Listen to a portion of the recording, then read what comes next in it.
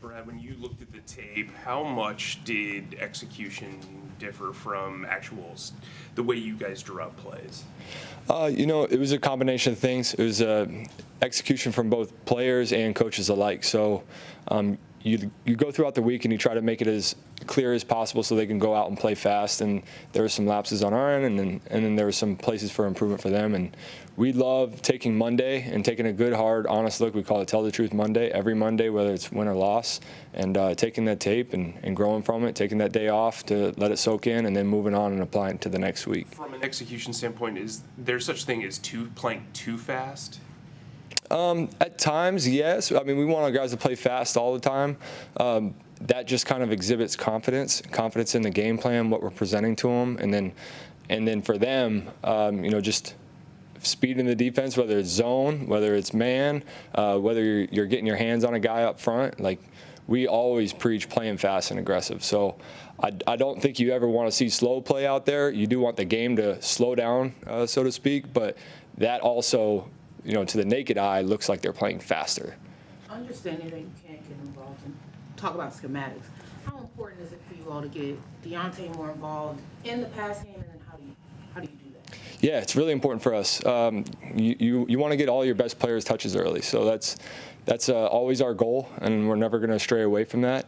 And for us, it's just finding a variety of ways to get him the ball. He's a dynamic player, so you don't have to get pigeonholed and just leave him in one spot and assuming the ball is going to go his way. We just find different ways to get that done. What was most, I hate to use the word alarming, but alarming about what you saw from Bryce on the opening day? Nothing alarming. I still take it on my shoulders too, as being the coordinator, of just making sure everyone's prepared to play fast, like we're talking about.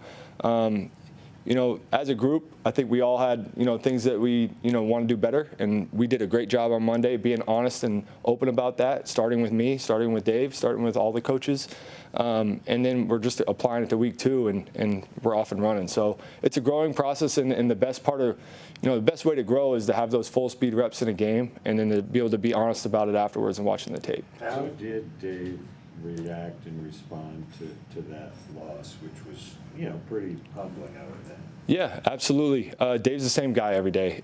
You guys see the optimist in Dave, the players see the same thing.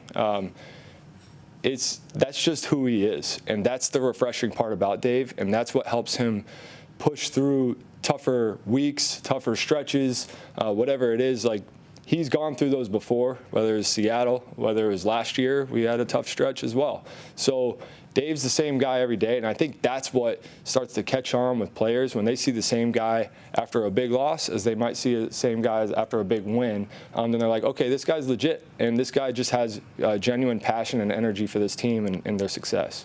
How often, during maybe college football season or the preseason, do you and Dave see a play maybe that another team is using and you go, oh, we should add this wrinkle to our offense or something like that when you're self-scouting as well? Yeah, that's a huge piece. So that's kind of an auxiliary piece. So when you're watching tape, right, you're watching the other team and seeing how the schemes that we already have fit in.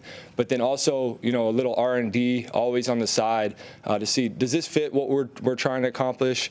Does this attack a similar kind of hole in the defense? That's always going to be, a piece of our game plan process. And then we also have, each coach on the coaching staff, at least on the offensive side, has a little sliver of R&D in their weekly process too. So we really rely on those guys to take that little sliver of the game plan that they have ownership of, and then really go, above and beyond what the tape is of just, the team we're playing. Brad, what did you make of Xavier Legette's debut? What's that one? What did you make of Xavier Legette's debut last week? Yeah, I thought he played fast. Right? There's always going to be technique things to clean up, and he's owning those too. But he played fast and confident, and he did attack the defense the way we wanted him to. Sometimes we were talking about the speed, right? Sometimes it slows down, physically, for guys in their debut. I didn't think that was the case with Xavier. He was aggressive, and then we'll just clean up some of those technique things. I think you're going to see him ascend. Brad, what are some of the challenges that Mac and Bosa present, individually and as a duo? Yeah, I mean, it's well documented too. A really good group of edge rushers there with a lot of experience. Twitchy, right? They can go speed to power on you. Our guys are well aware of it. It's again, we've soak up all the tape, find ways to help those guys out, but then also how to change up the rhythm of the pass game is a big thing. So you're not just always, sitting back and you have good, quick answers to get the ball out, to get them to pursue on the perimeter as well. I think that's a big piece, whether it's the run game or the perimeter pass game. Get those guys to pursue laterally so they're not always just pinning their ears back going upfield. Whenever you think of some of these analytical sites, they rated your 5 linemen very highly, but there was the issue with blitz pickup. What happened there, and was it kind of surprising that your 5 front guys played so well, and yet Bryce took 4 sacks? Not surprising. They played well, and I take a lot of the blitz pickup stuff. I take a lot of pride in just, again, presenting a clear plan and making sure everyone's in place to play fast, get to any of the adjustments we need to get to, but not without getting into the scheme and all of that. It's just it's on all of us to own the game plan going in. Because there's no secrets on tape, like we've seen it all. We just have to own all those looks. When you saw the exotic pressures the Saints had, in hindsight, did you kind of think about how you would maybe change your hot responsibilities and stuff like that? Yeah, we had them. There's going to be a couple times where you got to go, downfield a little bit. So we kind of know you got to compartmentalize. Hey, this is a shot where we might have to hold on to it and try to, get the ball downfield. But we're always building in quick answers to change the rhythm of the pass game, and I think that's going to become apparent here as we go forth, just being really clear what those are. We know you guys said you wanted to be committed to the run. I think Chuba and Miles had maybe 11 attempts between the two of them. How do you, I guess, enforce that or kind of stay committed to that throughout the game?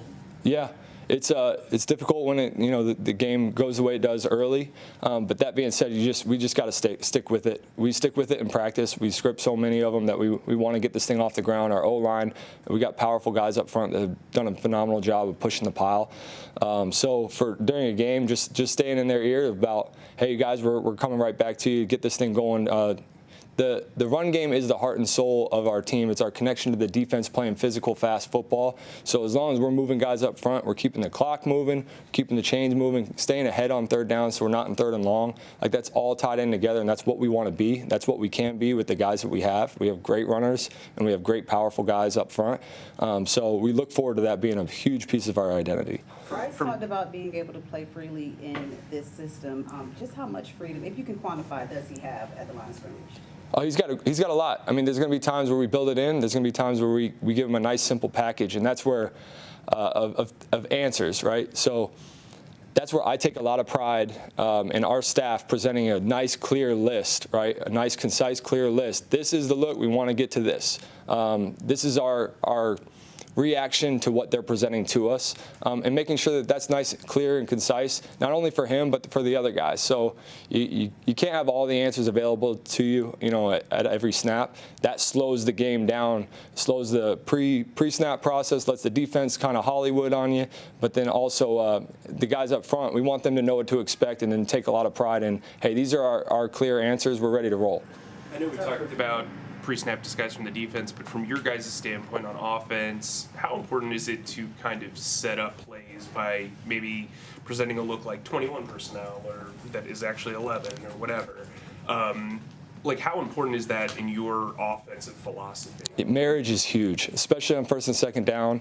And then you get to, as the season goes on, the beauty of the first game is you don't have a lot out there and true, meaningful football that's not just the preseason when it's a little bit more vanilla maybe.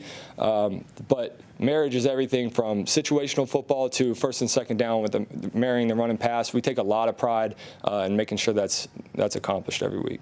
How do you define Hollywooding on defense? Yeah, when you give them a lot of time pre-snap, then they can try to disguise coverages a little bit more. When you have tempo out of the huddle and you present yourself to the defense with some urgency and some tempo, they got to get aligned and get their rules and their communication done. So we emphasize that every single day, no matter what we're running, if it has an alert on it or not.